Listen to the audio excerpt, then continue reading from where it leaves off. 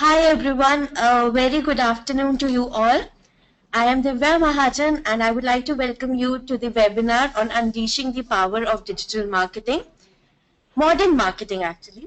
So we have Hitu Chawla. She is the Director Marketing at Microsoft India. She leads the commercial marketing team that generates marketing-led revenue through cutting-edge digital, social, and in-person and immersive campaigns. With 17 plus years of experience, and in multiple roles and in three different companies, which are Microsoft, McKinsey, and 3Com. Hetu gained experience in problem solving, business strategy, operations, and brand strategy with B2B marketing, marketing communication, channel, and business management. So I'll just hand over the session to Hitu. And everyone who is having their queries, you can just type in the question panel on the right hand side. We'll take up all your queries once we are done with the session. That will take around 30 to 40 minutes. Over to you, Hitu. Thank you, Divya, and thanks for the introduction. But let me just put it simply. I'm a marketer by profession, and at heart, I currently head commercial marketing for Microsoft. And I really want to thank all of you for joining us. It's a huge investment of your time, and let's make sure it's worth your while. There's an opportunity for a dialogue towards the second half, and my request is to make it as interactive so that each one of us can walk out, including me, learning from each other. So let's get started. It's interesting how Divya said unleashing the power of digital marketing, and then she said modern marketing. And there's so many of these terms. In the past, I guess it was just simply marketing. I belong to the marketing fraternity, marketing functions, CMO, simple titles. But if you look at it in the current context, it's really fascinating to see how technology and connectivity are changing the world that we live in and sell in. And the avenues and choices our customers have today to buy, to compare, have tremendously increased. And technology is surely equipping them, but so is it equipping us as marketeers. But the real question is that, are we equipped? Are we as marketeers equipped? Are we ready to evolve from a chief marketing officer, and that's how this title was mainly known as, to what it is being called today as a CMTO, or that's what the future is, which stands for the Chief Marketing Technology Officer. And I want you to hold that term at the back of your mind, as this is the crux, the future of where marketers are really headed. Just to add some more perspective on this whole CMTO persona that is evolving and becoming really important, the writer of this blog, Scott Brinker, in 2008 highlighted the importance of marketing technologists and what the future is. And he said that he found only 345 matches for a chief marketing technologist search that he did. Fast forward that to today, there are about 8 million results that you will find if you do a search on the term. So it's no more a concept, it is a reality, and companies are creating and hiring for this role. Let me just put this in a little more perspective for you. Let me share with you the story of a guy named Mayur. Mayur started his career as a Java developer, a technical guy. He was good with what he did, was soon promoted. He was from a developer promoted to an enterprise architect, managing his own team, continued to be on an accelerated path, was promoted with a larger team with increased responsibilities, and grew to be a technology director, a tech director with significant influence and authority over the technology of the business. Now let's take a guess what was Mayur's next position with this track record that he had. Pretty much you would think an executive C-level role in a software development or an IT kind of a company, perhaps. Maybe reporting to a CTO or a CIO. Logical guesses, good ones. But here is who Mayur is. He's the global head of marketing, technology, and innovation at Kimberly-Clark, an FMCG brand, the ones which do Huggies as one of their brand products.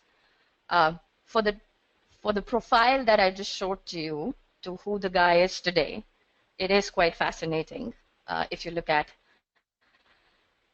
that he works in a marketing and advertising group, reporting into a CMO. Now, that's not what you expected when I was building up the profile. I think I could have, if you looked at the slide again, I could have given you a hint if I would have said that he worked for Sapien Nitro, which is an interactive creative agency. But there was a reason that I didn't do that, because that would have probably colored your perceptions a little. The reason I didn't do that, because my point was to emphasize on his technical credentials.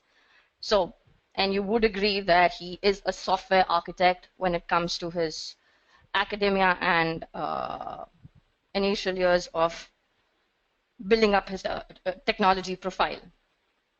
So what is he doing really in marketing in that case? Because he is a live example of a new kind of a marketing professional, which is a marketing technologist. And that's the point which I really want to land home, that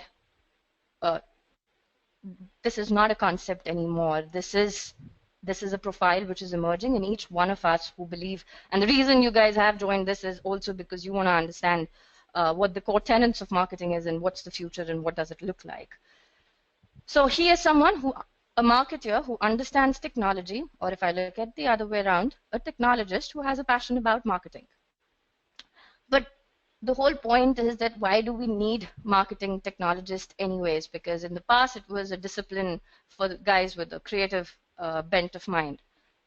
The reason why we need to is because the analysts, experts, everyone is talking about how marketing is becoming a technology part discipline. Tech is disrupting pretty much all functions, but the pace at which it is disrupting marketing is probably far more intense, far more fast, as it would be, for example, in HR or finance or any other function. So the need for us to embrace it is even higher. If you would, in fact, if you would look at it in this interesting, when I was preparing for this, I was just going through some data, and it's interesting. This is a Gartner research which says that even the CEOs today are looking for technical expertise as the top three skills in their CMOs. It's rather interesting if you would compare in the past, even about, not even a decade, even about 5 years ago, typically one would think a CMO is someone who comes probably with creative or agency experience, and that's kind of rolling down in order if you look at that. So while digital marketing and digital, really speaking, is the new buzz, and each one of us are graduating and shifting our marketing dollars as well from marketing to digital marketing across these various engines, but the reality, if you look at it, is that almost 1/3 of the marketers are unable to assess which digital or social marketing tactic has the biggest impact on their revenue, which is significant. Or how many of you use digital as a key component or part as part of your campaigns? How do you measure the effectiveness? Again, there's a significant chunk which is unsure on. We know we need to. We're graduating towards it. But the reality is, do we know what's the impact and outcome, and where do you graduate and shift your dollars towards? That's the key question. So clearly, if you look at it, the marketers today have a much expanded portfolio with a lot of new dynamic engines to experiment with. The question for us to ask, though, is can technology help us as well? While it's disrupting our discipline, but can it help us as marketers to address this disruption that it is bringing in? Can it help us increase the quantity and quality of leads that we hand over to our field folks? Can it help us reduce the number of lost opportunities to competition? Can it help us maybe increase customer satisfaction, or maybe even automate the laborious internal processes that we have to take our campaigns to market? And the good news is, yes, there are various marketing automation tools that are available today, and technology is acting as a change agent for us as well. And I will take just a couple of scenarios which each one of us would relate to, and some of it I've taken live from my current role and experience, so that I could bring it to life, and rather than making it theoretical, share with you how at Microsoft we are bringing in some of this transformation and constantly experimenting. Being a technology company, one would assume that this is a given and taken for granted. But it's fascinating how even we are evolving constantly, kind of figuring out what does it really take. So the starting point is data-driven marketing. Now I know this is a known, heard, cliched term, and each one of us believe in and have been practicing target-based marketing in some form or factor. It could be from identifying your SEC A, B in the B2C world to maybe if you're from a B2B environment, you would say, oh, which are my top N accounts in a specific vertical in a certain region. But that's pretty much the definition of what targeting has been in the past, which is a demographic and a psychographic profile that we've done. But targeting now has taken a different meaning altogether. I'll take an example from the B2B world. And Microsoft, again, a significant chunk of our revenue comes from the enterprise side of our business. Now, if you think of the enterprise as the target audience, for example, in the IT vertical, no more the targeting is limited to that one CIO. Assuming, in the past, a CIO was the one who's responsible for taking decisions on software buying and technology. But the reality is that the purchase decision is now driven by the user community in that org. It's people like us, the employees really. You've heard things like bring your own device and how each one of us do not necessarily just are okay with what is provided, but we demand what kind of technology would we like to have. So if you look at it, even in a B2B context, and when I talk about targeting, my target audience is not just a CIO. It's gone beyond. And if I'm targeting, let's assume a Mahindra and Mahindra, it's not just a CIO. It's about the 50,000 employees that Mahindra may have. And importantly, to understand and know them, their needs and pains, their degree of influence on the technology, where and how are they consuming information, or their specific functional or vertical requirements. So the definition of data-driven or targeting has really evolved from what we knew of it in the past. In very simply put, and there's a reason why I'm kind of oversimplifying it, but as I back it up, you'll kind of relate to the logic. But ultimately, at the end of the day, it is about identifying the right person. You need to have a right and importantly, a relevant message that the person will bite into and not something you want to speak to them. And the timing needs to be right where the person is more mature and ready to engage in a pitch that you want to make. So it can't be a blanket approach or a mass blast that you can take. Let's take a simple example. Pretty much everyone does email marketing, email campaigns. Typically, most organizations have some sort of a database of their prospects and suspects. And since EDMs are seen as a cost-effective medium, you believe there is no harm in sending it to the entire database. But practically, post sending it, you do realize that the open rates are typically about 2%. Worse still, the click-through rate is even lower percentage of that 2%. So of the 100 people that you would have sent it to, you should feel happy if 2 or 3 have opened it. And worse still, of those 2 or 3, there is a 2-3% click-through rate of someone who engaged with the content of your EDM. Now, look at this scenario versus if you had some sort of marketing tools and technologies which would allow you to use analytics-based propensity models that allow you to identify those low-hanging fruits whose likelihood of converting is the highest.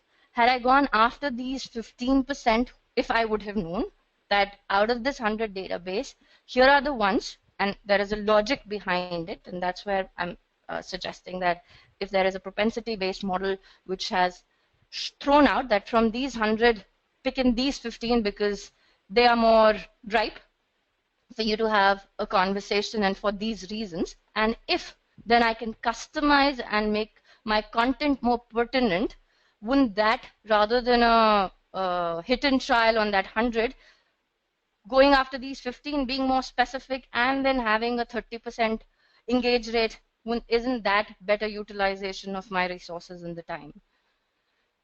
Let me kind of switch it and give you another example from a Microsoft context. An important transformation that we've made this year is that we've started marketing to business decision makers. In the past, our primary target audience was CIOs, because as a software company, that's as I mentioned, will be the key target, one of the key target audience. But more and more there are business decision makers like CFOs, CMOs like us, sales head, CHROs, etc., who are being a strong, if not a direct decision maker, but a strong influencer in what technology is being bought. And being a tech brand, it wasn't easy to get attention and mindshare of these CXOs to whom we were still the Windows in the office company who works with IT. So it was a real struggle for us when we wanted to break that strong legacy that we had and have a seat at the table with the CFO. It wasn't an easy thing. And there were a few things that we experimented using technology. An example that I'm sharing with you right now, and this is a real example. So you've heard this term called social selling. LinkedIn has a tool available, which you can buy from them as a licensed tool that they sell, which is called LinkedIn Sales Navigator. What it allows you to do is, and I'm sure no one will dispute the fact that just in terms of the richness of database profile that a LinkedIn would have as compared to any amount of database acquisition or profiling that you would have done, would be far higher, purely because each one of us put our profile and we want, for whatever the reasons might be, but those are accurate set of profiles in there. Now, if I can have the advantage, because typically as a regular user, you would not, you can search by name, organization, a free search that you do. But let's assume I want to get to the chief risk officers of all the banks in India. Now, how do I get, there is no free text search that you can do in LinkedIn, right? So that's where LinkedIn provides you a licensed product called LinkedIn Sales Navigator, which allows you to custom put in your query, a custom query, and it'll throw up with a list of people, and then you can do a one-on-one inbox with them. Here is an example of a sales manager, and all these are real quotes, where she said that how did this whole initiative that we put out help, because again, the sales manager is supposed to interact with her CFOs and CMOs, and which is not someone she had a connect with. A cold calling wouldn't help because the CFO wouldn't think that they have anything to do with a Microsoft seller. So she could start with identify key CXOs within her accounts, track their daily activities, and set out alerts, which would come into her inbox. When she realized that the chairman of one of her target companies that she managed liked one of her Azure blogs, she instantly reached out to him, and today she has almost a $50,000 deal from that customer. Or what she additionally does is she keeps a tab on the business and trends of her customer as well. So one of her accounts, again, was listed as a best place to work for. She reached out and dropped in a congratulatory note to the HR head and talked about how, she can help them further improvise their productivity, etc. She managed to open a door right then and there with a contextual message that she could send. Or, for example, sales head of another company reached out to her for the because she's pretty active in the social space. She puts posts out there, so the guy found it interesting and reached out to her. These are just various examples. To the point that I'm trying to make is that instead of a cold call on a profile or a target audience, which, yes, all your EDM marketing and other set of engagements, etc., are critical, there are also tools that allow you to, one, identify who are the right set of people and do personalized contextual one-on-one conversation. So this is just one example that I wanted to share. Another one, there are social advocacy tools which are available today. And I think one of the key learnings that we had that, you should never underestimate the power of employee advocacy. These are your most passionate set of assets and the reach you can have through their social circle. Just assume you have 500 employees in the organization, and with every employee having at least 50 connects across a Twitter or a Facebook or a LinkedIn handle that they may have, sitting right there, 500 into 50, 25,000 credible, controlled touches at zero cost.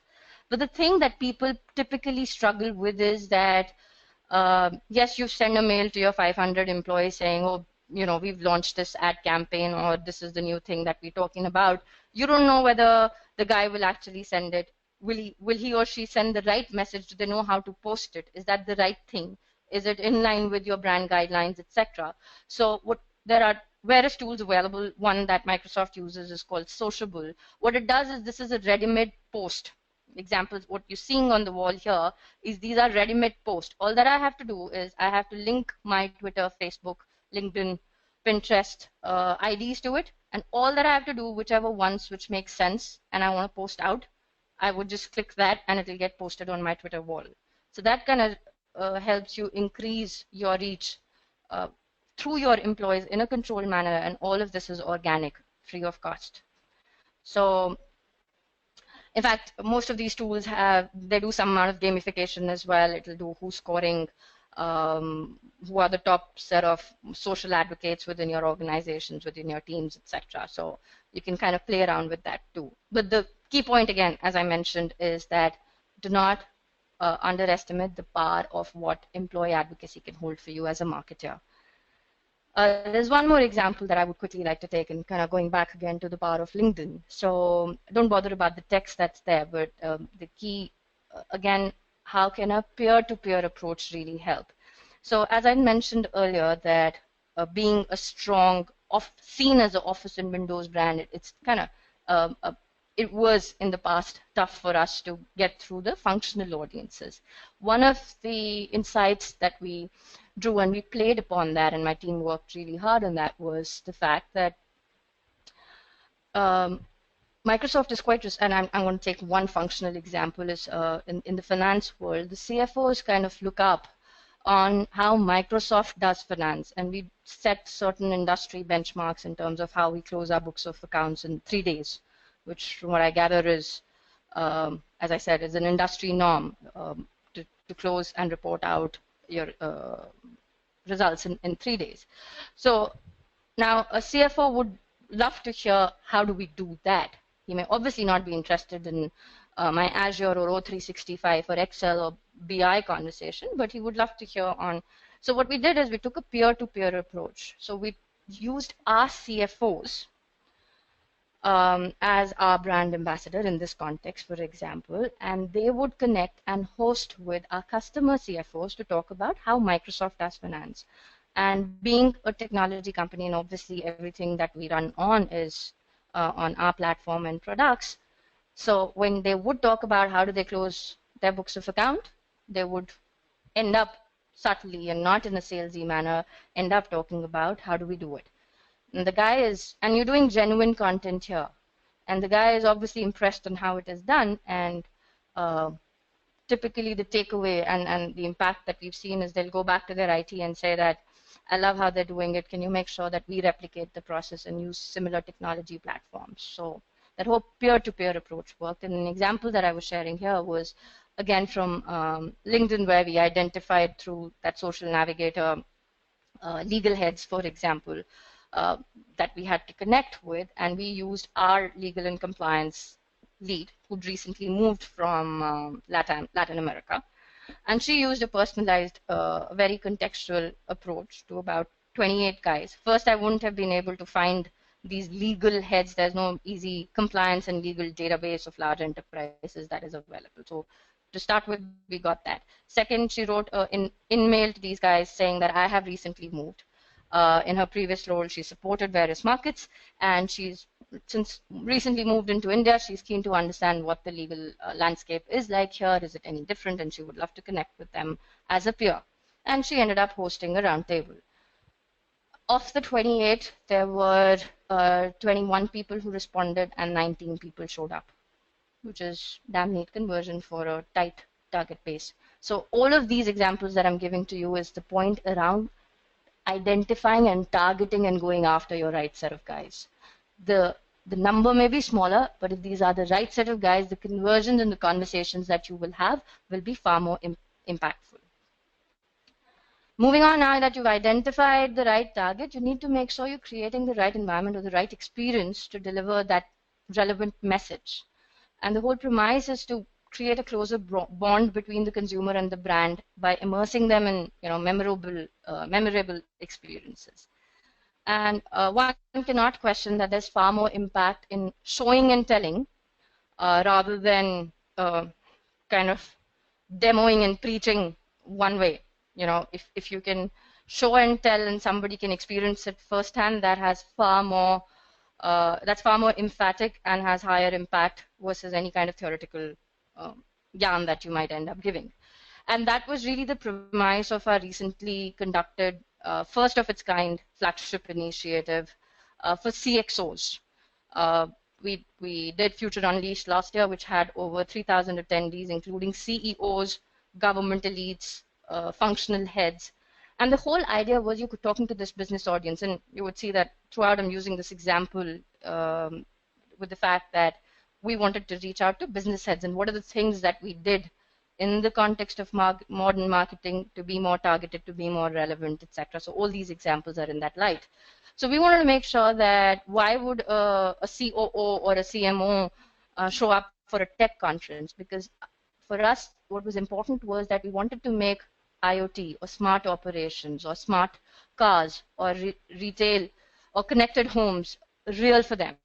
And we converted 80,000 square feet of space into these innovative, immersive experience zones, which allowed these CXOs an opportunity to touch and feel and experience these solutions. So the example of the right experience and the right content being delivered is equally critical. So one way we could have done the same thing, which would have been a typical conference format, and in a session through a and a demo, we could have spoken about the same thing, versus when you do something like that, something similar to this where the guy sees it firsthand, that has far more impact.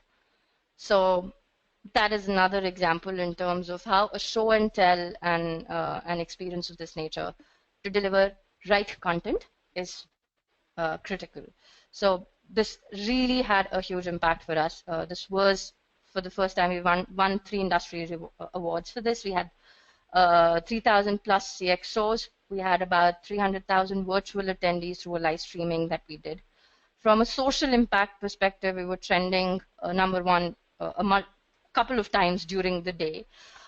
We had about, just from a media coverage perspective, it was spoken about, etc., all of that good stuff, which is from a mind share perspective. And that's the objective, if you remember, I mentioned that we wanted to make sure that outside of the CIOs, the business heads also look at us as relevant. In addition to that, and it's a B2B, I'm a commercial marketing lead. And at the end of the day, how success is measured for my team is through the revenue pipe that you generate for them. Well, I can't share the revenue numbers, but there's a significant net new pipe that we created, an existing pipe that we accelerated in terms of driving faster closures through this. Second, now that you have the first scenario we spoke about was data-based, data-driven marketing. The second is once you have that and you know who you're going after, it's critical that you personalize your conversations. And again, is there a way that technology can help us? Typically, and I took that example, in the absence of any intelligence or automation or technology, it's a shoot and hope. A standard process for email marketing that you would use is you send an introduction mail, you wait for a couple of days, the guy does not respond, you send a case study or a white paper, you wait again for 2 days.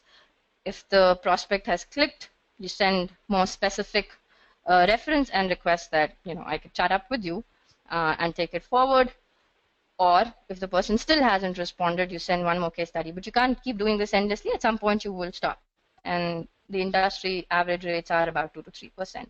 Versus if you have a tool that allows you, and there are enough and more marketing automation tools that are available today. There is niche vendors like Resultix, there is Adobe's Cloud Marketing, there is Microsoft Dynamics Marketing, there is Oracle's Eloqua.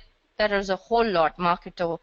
The point really being that choose the technology tool that is pertinent for you, but technology can harness that power that it has for you to be able to do more effective marketing, because what it allows you to do is it will look at the web behavior. So it's not just doing a psychographic demographic profile for you anymore. It is studying the behavior of that target audience online.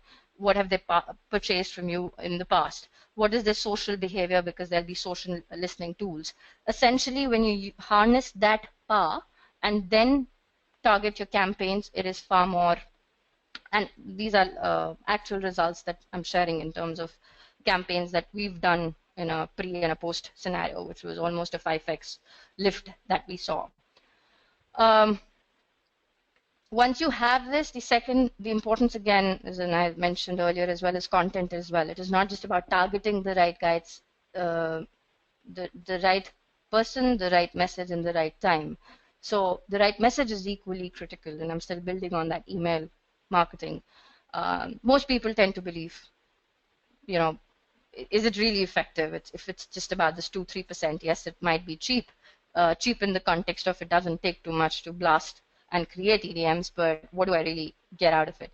If done right, and there's a big if that I'm putting there, if done right, every dollar that you spend on email marketing can see an average return of $44. And there's enough research that is available out there on the net. Typically, people who unsubscribe from your databases, the reason that they cite is that they believe it's irrelevant for them because the messaging they believe is not targeted, while you believe that person is a target audience for you. The more you personalize, and personalize does not mean, and I've seen extreme examples of, from an example of personal being calling someone dear first name as personalization, in which obviously all of you know that's not what it means, to people who have really nailed it. And there are a couple of interesting ones that I came across which got my attention. I'm just going to share that with you. Eric is a colleague in Redmond, and this is pretty interesting. He shared this internally with us. He created a tweet about his dog's 14th birthday, and he included a photo, and which he just tweeted on his Twitter handle. The next day, he got a tweet from the dog food brand called Purina. It's the equivalent of, I'm forgetting, we have an equally, Pedigree. It's an equivalent brand in the US, like what we have. They took Eric's photo and transformed it into a birthday card to wish Cinnamon a happy birthday. And Eric was so happy about it that he blogged about the whole experience and the word of mouth that they've got. Now, how did Purina manage to do that is because they've got social listening tools where they're looking out for terms or business-related words which are relevant, and that the tool allows to filter and throw it up for them to then decide what to do with it. So again, how technology is kind of helping reach out to the right guy, create that emotional connect, get word of mouth marketing, absolutely in this context, free. So that's one example. The other one is most of us are, a whole lot of us are online buyers these days, and the reason I picked this up was really because of the languages in this email is really well tailored to their target persona. So for instance, if you look at the subject line here, in this email was eek, something you like is almost sold out.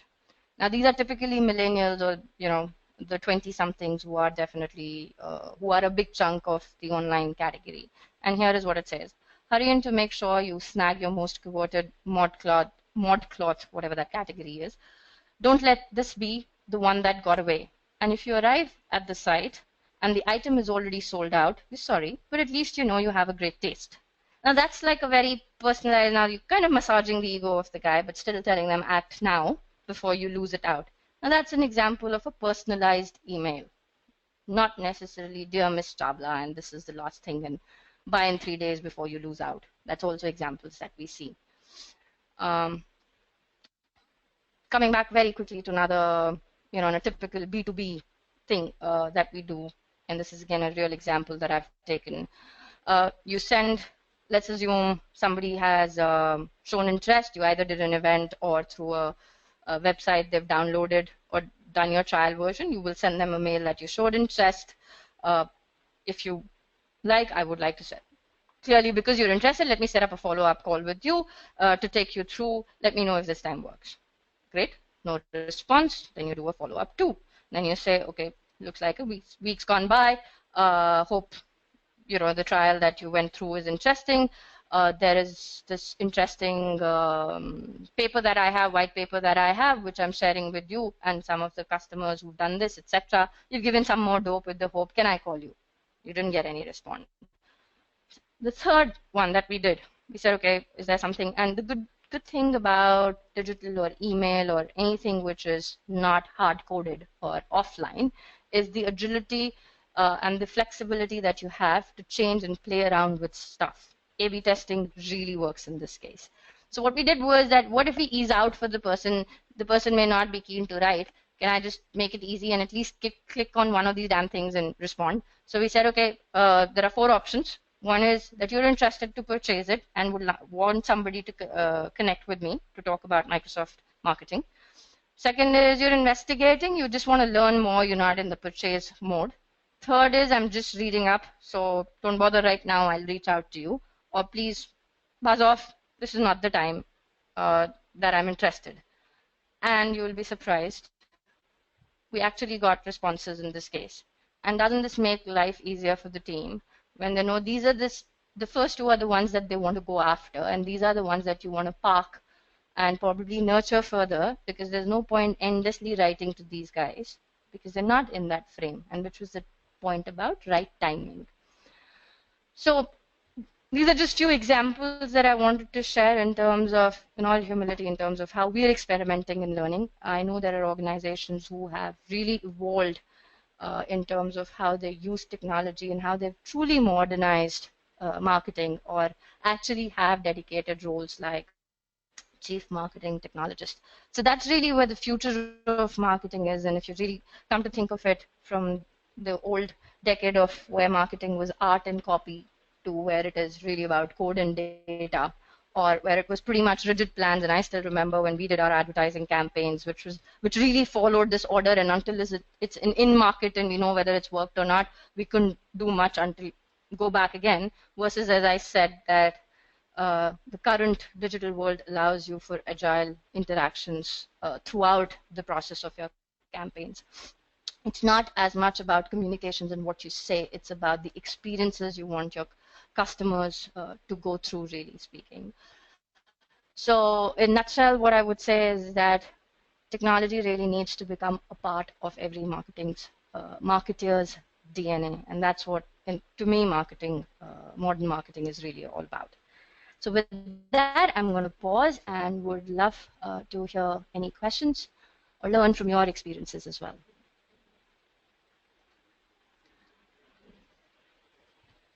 Divya, how do you want to do the questions?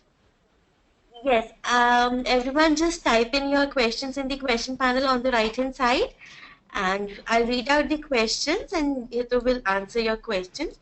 So just type in your questions, and in the meantime, I'll just launch a poll for people who are interested in digital marketing course. You can just say yes, no, or already participating in the poll. And everyone else, we'll start with the questions. First, Yogendra is saying that, hi Hetu, I'm new to this world, internet marketing. Will do my best to understand the sharing of knowledge by you. Thanks for it. So Abhishek is also thanking you. And moving forward to the first question, it's by Himanshu. He's asking how data science and data marketing can be combined to give better insights and results for SME industries. That's an interesting one. So actually, now data science is a massive world really out there, and data marketing is a subset, because what data, if you really look at it, and everything is in today's context, and any function that I talk about can be data driven. The whole predictive analytics and the IoT side of things and your bots that are coming up, everything is all based on data. And in a digital context, with all the touch points that we have, and that's how and that's the power, because you have the ability to collect that data, which wasn't really possible in the offline world. Today, when we surf a site, and that's how, when you next surfing Facebook or anything else, that's how a contextual ad pops up, and you wonder, okay, I mean, now that's really a passe. That was, but I remember till about a year or two ago when that used to happen. And I'm like, that's creepy. How did they know that I was looking for a trip? And why is MMT doing that? So all of that happens through data. Now, where I'm going with this is that now data science is a far much bigger function, but I'll answer specifically to your point around how can data marketing help in the context of especially the SMB market space, which is so mass, and how do you really make it more predictive? I did share a few examples where we've tested this, but yes, it's a managed world because there are these X thousand customers that we know of, we've sold to, and we're going after them, and hence easier to figure out their buying behavior pattern, etc.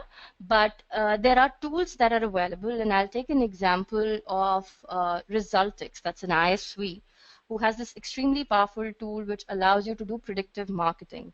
What it does is based on who you're going after, and you will have to define your demographic, psychographic, sociographic, and from a financial perspective as well, you'll have to define certain parameters that, okay, I am going after customers in the age bracket of, let's say, 25 to 45. I would, in a specific region, who are entrepreneurs in maybe a certain vertical, and here are some of their social habits, because the product that you might be pitching to them is something which is more in the online e-commerce side of the world. I'm just building this up as an example. So depending on whatever your requirements are, or even let's say it's a financial product and you can give specifics according to that, you've done that. What this tool allows you to then do is it is surf and come up with a target set of customers for you, which is not just based on the demographics, etc., but it will also look for a pattern on how active are they on their social engines, what's their social feed, what kind of things, even if they're not posting, what are the things do they like, do they not like, do they not interact in the social world altogether, what's from have they done any kind of online buying or not, etc. So it depends how powerful and what you're going after. It will feed up and make a more targeted profile base for you. Once you have that and you know the pattern, etc., it makes it a lot more easier for you then to choose what are the vehicles. Do you think it makes more sense for me to do and buy inventory with the Facebook and do target marketing, which Facebook also helps you do at the back end, and will show up your ads only to a specific set of people? And because you know which profile you're going after, can you contextualize it and make it more powerful, as in the examples that I took on the language and how you write and what you write also makes a whole lot of difference. So there are tools that are available today which allow you for predictive marketing. I'm sorry, a very long answer for seemingly a short, but the world of database marketing is really massive. And I'm happy to take it offline with you on my Twitter handle is here. I'm happy to take that in further detail. Sure. Can you just give out some names of such tool? Everyone is asking me regarding the tools.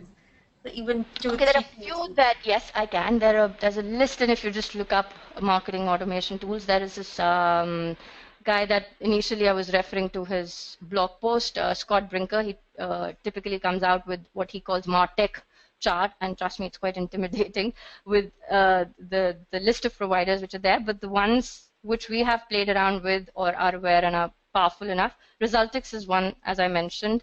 It is RESULTIKS, Resultix. The second is there is Adobe's Marketing Cloud. There is Oracle's Eloqua. There is Marketo. There is Microsoft Dynamics Marketing. These are some of the ones which I know that are, you know, they kind of show up in your top quadrant in a Gartner leaders quadrant. So these are some of the good ones, but there are dime a dozen depending on what your niche requirements are. You could get those, but these are few. Thank you so much. Moving forward to next question by Aniket. He's asking how Microsoft is considering SEO in overall marketing. SEO plays a huge and a very important role because that's your organic search, and I'm assuming you're asking in the context of, because we have our own search engine as well, Bing. I'm assuming you're asking Microsoft as a brand, how do we look at the amount of weightage that we add to SEO? Divya, is that correct? Is that the context of the question? That how does Yeah, Microsoft I does SEO and yeah. you can take it from Bing's point of view, sure. I'm sorry, can you say that again? Hasn't specified the search engine, so you can take it from Bing's the Okay, action no, that they so yeah, so does Microsoft, how do we at Microsoft, the marketing team, how do we look at SEO? exactly. We in fact have a dedicated, we have a digital lead, and we have what we call as a MSCom, Microsoft.com lead. There are two people actually, and they have specific teams because we've kind of segregated owned and media separately. Because when you talk in the online world, there is owned, and wherein your SEO, organic, your social handles, all of that comes in, and then there is the paid side of the world where the SEMs or whatever media that you might be buying. The interesting part and the complexity of a large brand like Microsoft is just for the amount of products and the spaces that we operate in. There are about 128 products that we, and typically people might just know of 5, 6, 7 at best, starting from Windows Office or now Azure O365, SQL, Windows Server, that's what you would rattle. But there are about 128, and each one of them scream and shout for their own mind share, competing with each other. So it kind of became extremely difficult for us because someone searching on the net, if you're not optimized and you're kind of fighting for that mind share and for that keyword amongst your site, leave alone getting to the competitor, it was chaotic till about 4 to 5 years ago, I would say. And there was massive effort worldwide and specifically in India that we had put, where we optimized our SEO platform radically, and we started consolidating both our brands and how our sites are configured now to make it more search friendly. I am not the technical subject matter expert. I have a person in the team who takes care of this entire charter, and if you want to follow her, her name is Shilpa Dureja. I can give you her Twitter handle, but I can talk about more. If you're interested in more specifics on how did we do, and we rank now, I think from because ideally in an SEO scenario, you want to make sure that you show up as amongst the first 3 on the first page of a search engine search. So pretty much all our key brands now show up in the first on the first page in the first 3 hits itself, and she can talk to you about the specifics and how did we go about it. Thank you so much. Moving to next question by Abhishek. He's asking what are the best tools available to narrow down the database, or do you have some specific tools for such customer management? What we use now, that's customer management, is again a very broad term. You definitely need to have a CRM.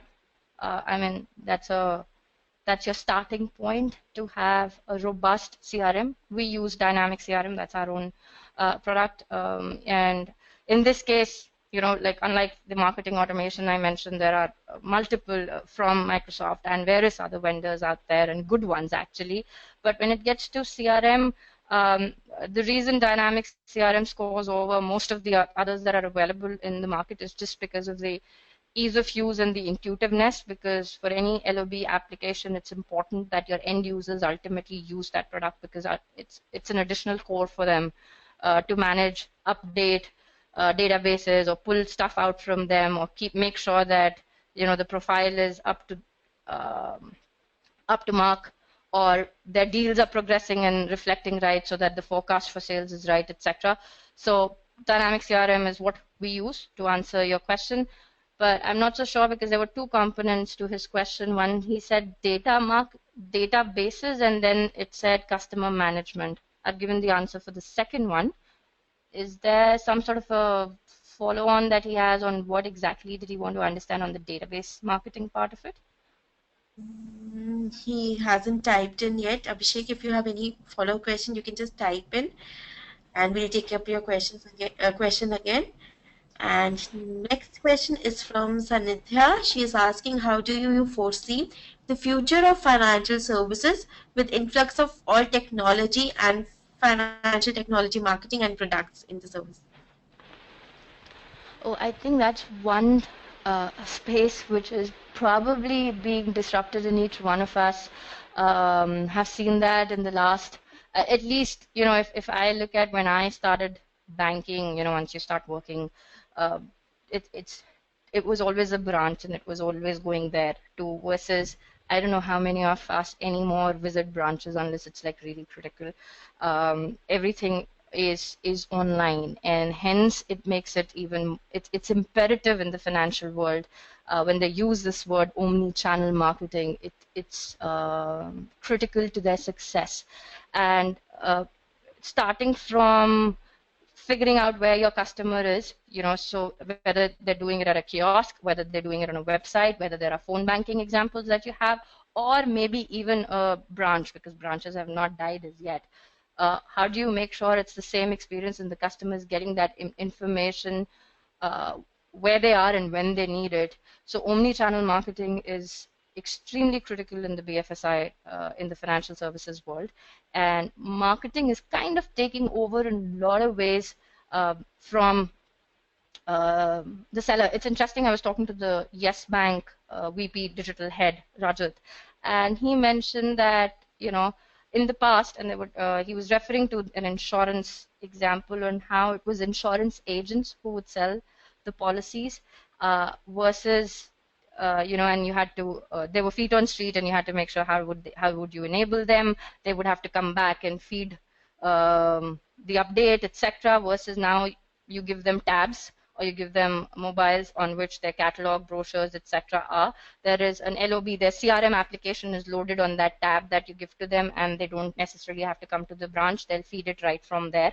And to the fact that he's saying that there's a gradual shift in that industry. They're seeing with the policy bazaars, etc., or with HDFC Life, each having their own online ways of selling. So if you don't combine the offline and the online world in the digital space, and that's where marketing is taking over, especially, and all of this is on the back of technology.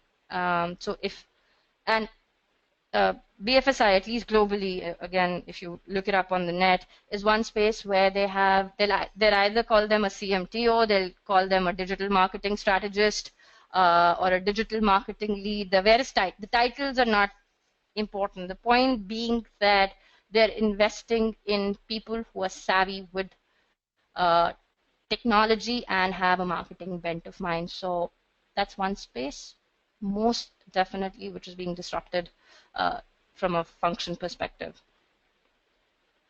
Great. Thank you so much.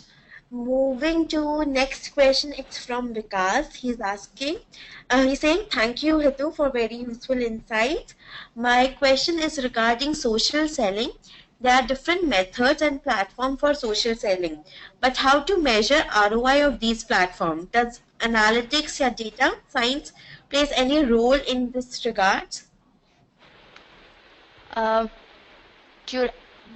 Social selling and social advocacy is extremely critical. I took a few examples on how we've done it. To your point on the ROI, as I mentioned, you can't get a higher ROI when you talk about, I took the social advocacy example, which was using your own employee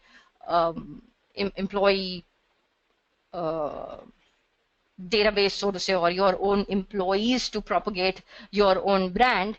That literally comes at zero cost to you, and that's where social advocacy tools would help you. However, this is much broader, and on social selling, again, I took one example of LinkedIn sales. Now, as I mentioned to you, that just in terms of targeting, it would be depending on what business you come from and who you're trying to target. I took a niche audience as chief risk officers. Now, it's extremely difficult. There are about 120 banks in the country, private and public, including insurance companies put together. where would I get the database and the right contact email ID as well, etc. Now, for a niche requirement like that, it can't get more targeted than using a social selling approach in that case and doing one-on-one conversations with them. Or as I shared with you on how our sales guys, and which is a huge behavior change, and trust me, that's not easy. I've obviously showcased my bestseller there on how she's doing it, but it was a journey for us. It took us almost about 2 years, and we're still on that journey on asking our sellers to be more social savvy. Everybody's not. I'm not a digital native. It took me a while until I realized that it's a career limiting move if you don't start graduating towards these social handles, etc. So it is quite an effort on how when you shift to social selling and how you bring your organization also along with you, because it's not just standalone marketing agenda. Point number one. Point number two, there are various tools that are available, like social listening tools are a must-have for any organization for you to know. I remember there was that recent fiasco that happened for British Airways with Sachin Tendulkar, if you remember, where they had asked him, he lost his baggage, and that happens pretty much with everyone. I mean, with losing baggage or not getting your baggage is a common thing that might happen with any airline.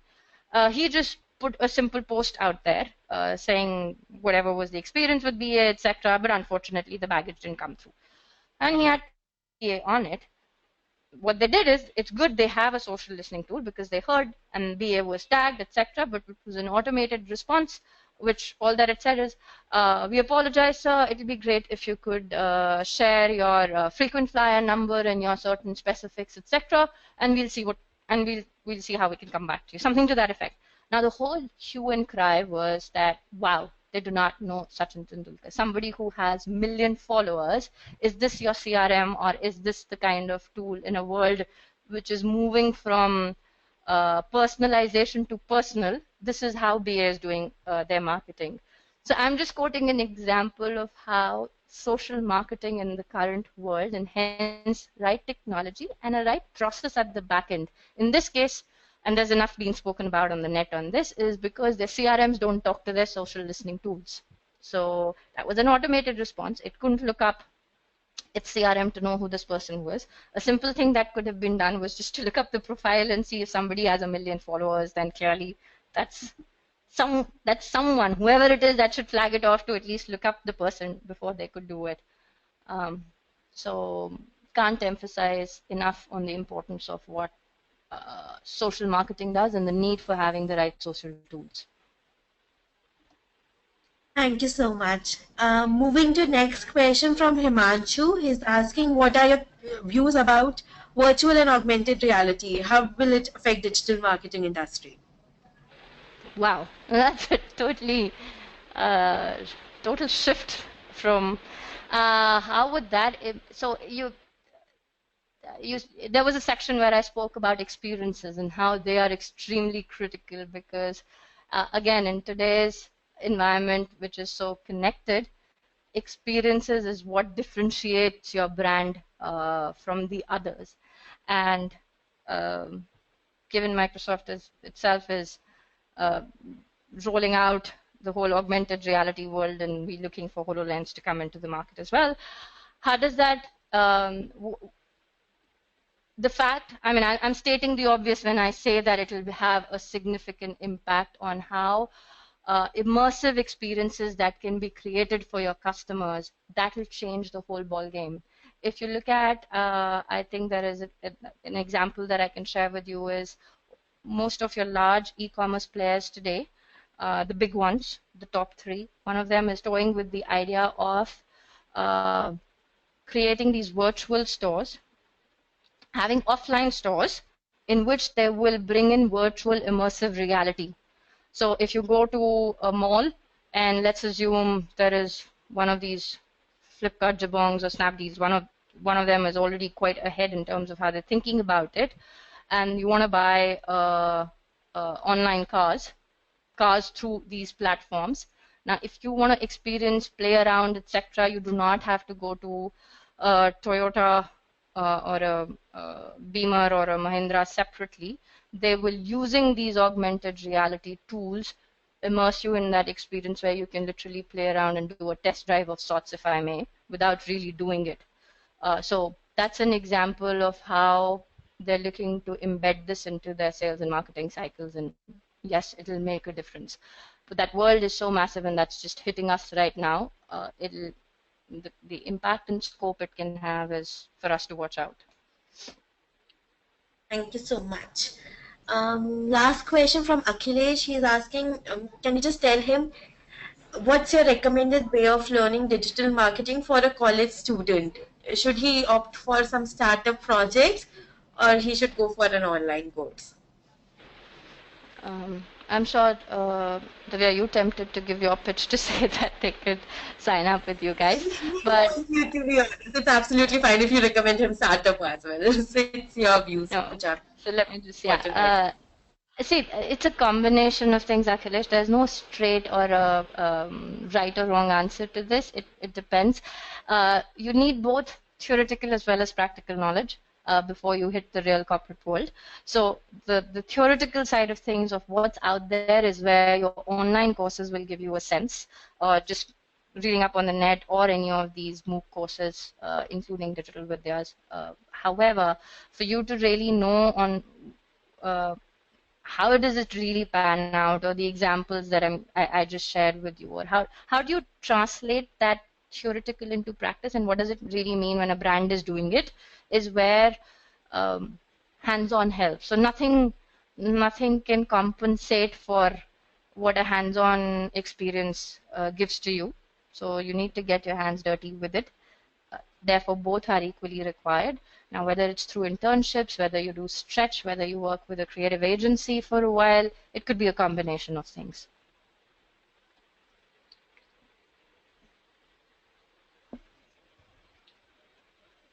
Divya, does that answer?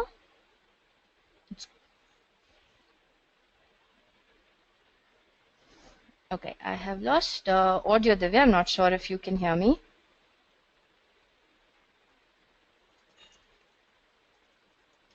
One more thing is left is regarding sharing your views about digital vidya and sharing your experience of the conducting the webinar. Okay, my experience with digital vidya, I have someone, I have an intern on my team, or intern is not the right word. He's an extended team member. He's not a core team member, and he comes with extremely strong offline event, channel marketing, all of that kind of experience. Again, not a digital native, very sharp guy.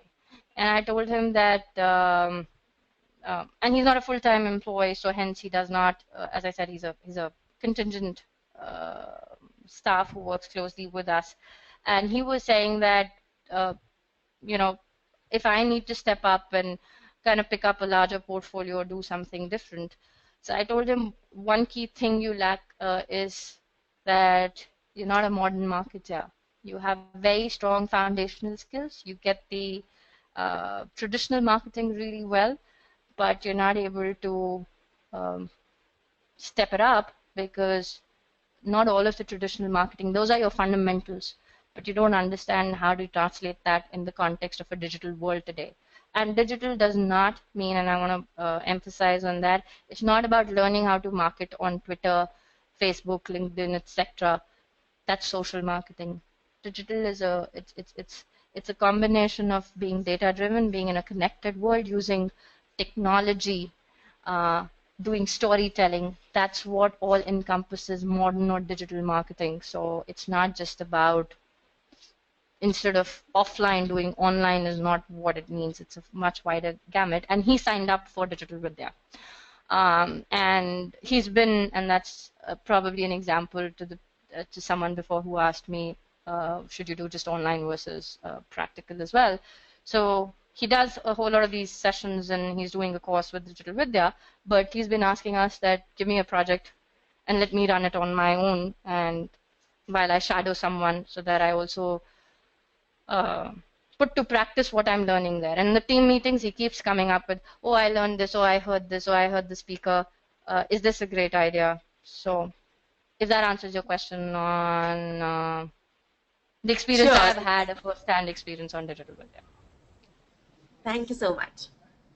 Great. So, So it was lovely having you here at the session. Thank you so much for your time, and we are ready to wind up the session. Anything you want to add? Anything which is pending? Anything which you want to convey to the people? Otherwise, we can just. I think I've been doing a one-way dialogue, which is quite odd because typically I like it when it's two-way, so I don't think I want to talk more. Sure. Thank you again for the opportunity. I do hope it was worth everyone's while. Thanks. Yes, absolutely. Thank you so much. Thanks. Bye-bye. Bye-bye. Bye, everyone. See you next Friday.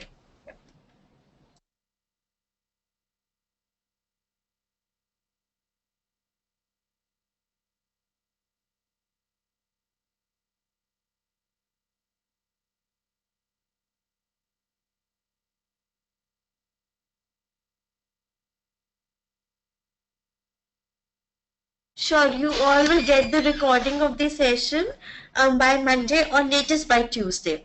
So the session recording, the presentation, you will get it through email by Monday or latest by Tuesday. Thank you, everyone. Bye-bye. Have a great weekend. Including the Q&A part. The complete session recording and the complete presentation will be shared.